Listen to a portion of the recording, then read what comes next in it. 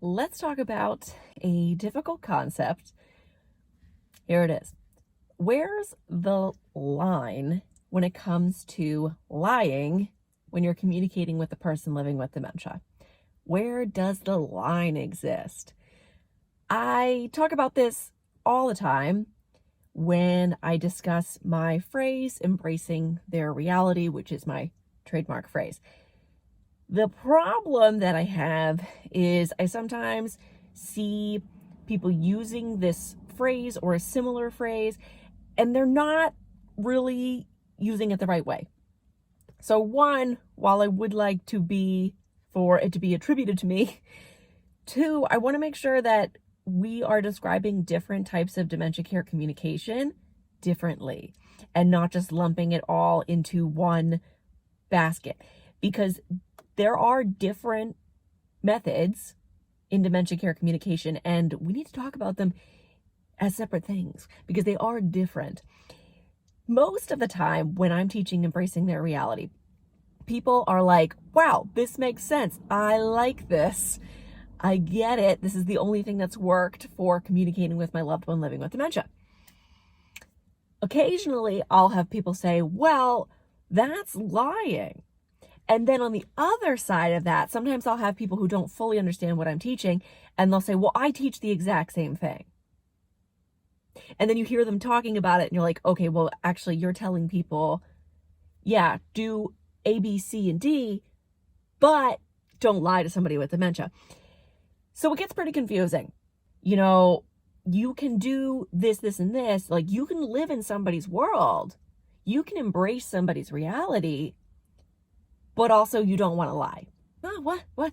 I think that when we're teaching this stuff to a caregiving audience, there's a certain level of respect that I want to give my audience.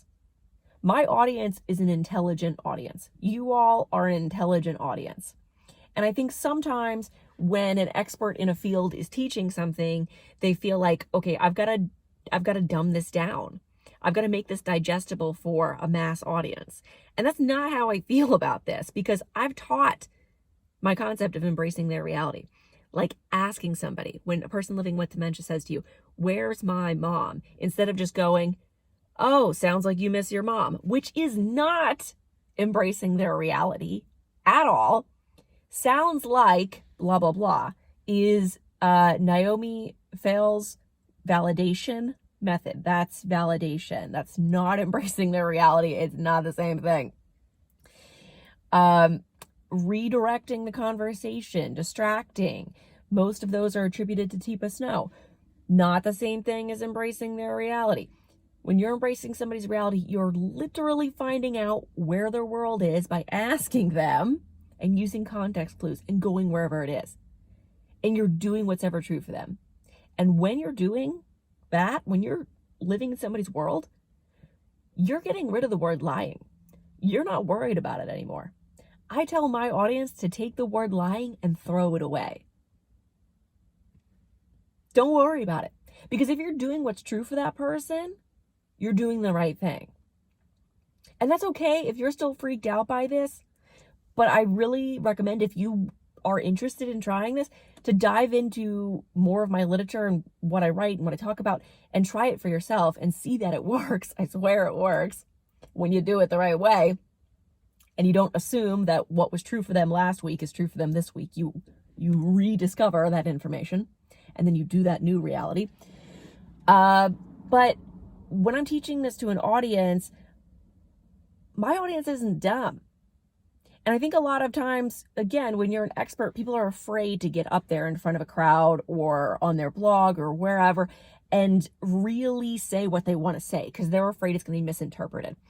But I've taught this so many places, so many times, in so many different methods of communication, blog, podcast, YouTube, public speaking, web events, and had such a wonderful reaction from it that I know it works and I know people can understand it. People get it. If you describe it the right way and you give the right examples and that people ask questions and you work with them, they can get it. But just saying like, well, you can live in their world, except when blah, blah, blah. That's not helpful. That's not good information. If you're not giving somebody actual tools, like I give people actual questions to ask a person living with dementia to find out where their reality is. If you're not doing that kind of thing, I think it's really tough. Dementia care is a gray area. It's a dance. And we're not making it any less confusing when we're saying stuff like, well, you can do this, but if you do this other thing, then that's a lie. I've gotten into this conversation a couple times with different professionals who said that, when I agreed with one of my residents that the building was on fire and pulled out my phone, got a fire truck noise playing on YouTube, that was a lie. And what I should have said to this resident who was terrified the building was on fire was, sounds like you're afraid of fire. How would that have been helpful? I don't think that would have been helpful. We got to do what's true for that person, no matter where their reality is. Take the word lying, throw it away. Thanks for tuning in. Hope you enjoyed this. Be sure to like and subscribe. Thanks.